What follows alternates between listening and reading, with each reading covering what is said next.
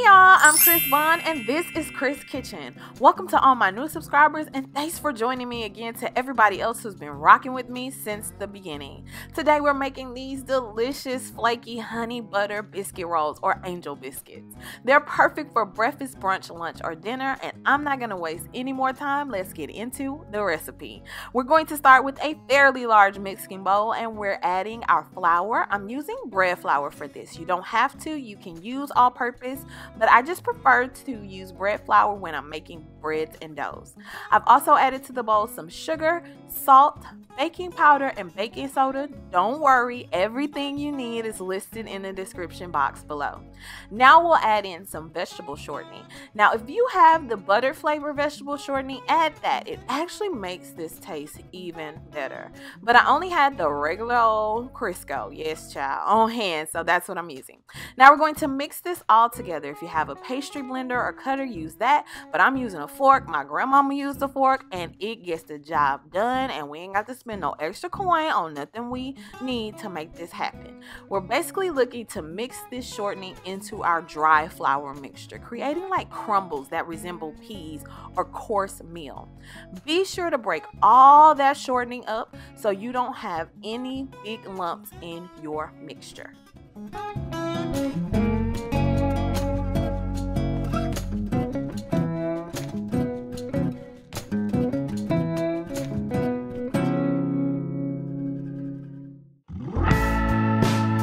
Child, the hubs must have been saying something to me, got me stopping and stuff. But anyway, once we get that all mixed together, we're going to add some yeast, and this is what's going to make those biscuits taste like they had a baby with a delicious dinner roll.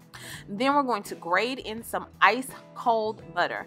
You can cut this into small cubes and add it that way, but whatever you do, just make sure they're really cold butter. You want cold butter so that it makes those steam pockets in the oven when it bakes, and that's what's going to give you that soft, light, and airy texture in your biscuits. I'm actually using a stick of butter from my freezer to be sure my butter is ice cold, baby. Y'all remember that?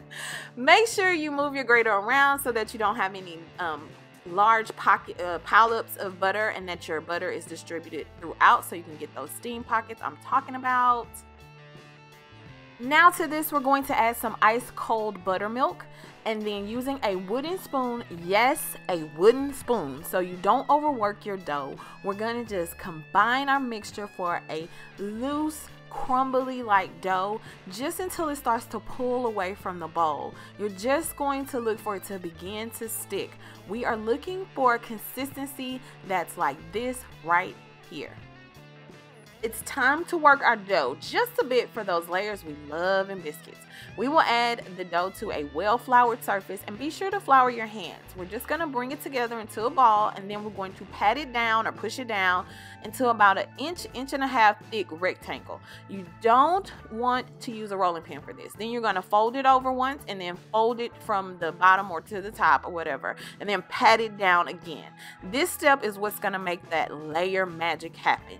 You will just repeat these steps, pat the dough, and then add a little bit of flour if you find your dough is getting too sticky, but try to keep it in a rectangle so that it's easy for you to fold it over to the left or right, and then fold it again top or bottom. Pat it down and just repeat this step about 6 to 7 times, but the more you do it, the more layers you'll have in your biscuits. And again, if you notice your dough is getting sticky, you see, like you can kind of see my dough is starting to stick to my cutting board that I'm using, then you'll just add a little flour like I'm about to do here, and just keep it going. Fold it over, fold it over. So fold it over to the left or right, whichever you prefer, and then fold it again top to bottom, whichever you prefer.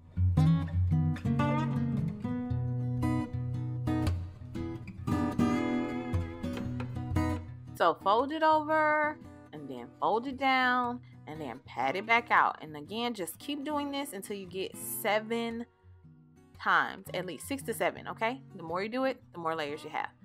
Now, we are going to do a final pat, and we're just going to pat it till it's about an inch and a half thick. We're going to flour the top a little bit to help make sure our biscuit cutter doesn't get stuck. And then we're going to use a biscuit cutter, or in my case, a glass with a stem to make it easy to cut these biscuits. We're going to just rim the glass with flour. We're going to like flour the rim of your glass. And then you're just going to cut your biscuits. When you're cutting your biscuits, you don't have to twist and shake and all of that. Just push it down and come back up. If you notice it's getting sticky, just flour it some more. But all you have to do to cut your biscuits is push down and pull that back out. Just push down and pull it back up.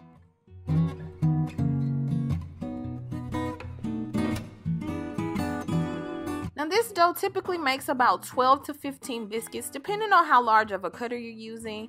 But after you get them all cut, we're just going to add them to a very well buttered baking pan, or in my case, a cast iron like I am doing here. I just like the look of the cast iron.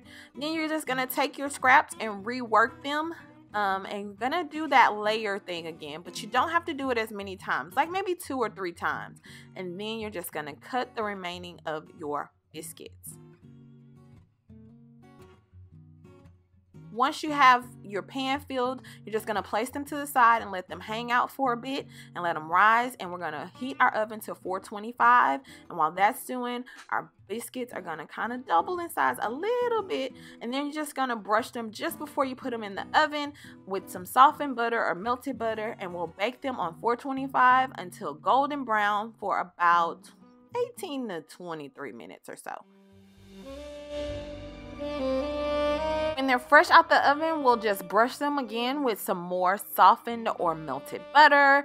And I want you to not be afraid to get that butter down on the sides and everything, because we want that all over it. Then we're going to drizzle it with some honey, and then use our brush again to spread that honey all around. And like I said, be sure to get on the sides so that you have that honey butteriness in every single bite. Look at me being greedy. But y'all see that layer just lifted right on up? Yum. You can eat these for dinner with some yummy Salisbury steak, rice and gravy, and broccoli like we did here. If you'd like to see a video on how to make this yumminess, let me know in the comments below. If you enjoyed today's video, be sure to give it a thumbs up and comment and let me know what you think. If you haven't already, make sure to subscribe and turn on that notification bell so you don't miss out on any of the simple and delicious recipes we have cooking up week after week here in Chris Kitchen. If you're still here, head over to my Instagram and make sure you are following me. I'm going to show you how I kick these up a notch and make honey butter chicken biscuits for my family's weekly Sunday brunch. Okay, I think that's all for today. So I'll just see you guys next week. Bye.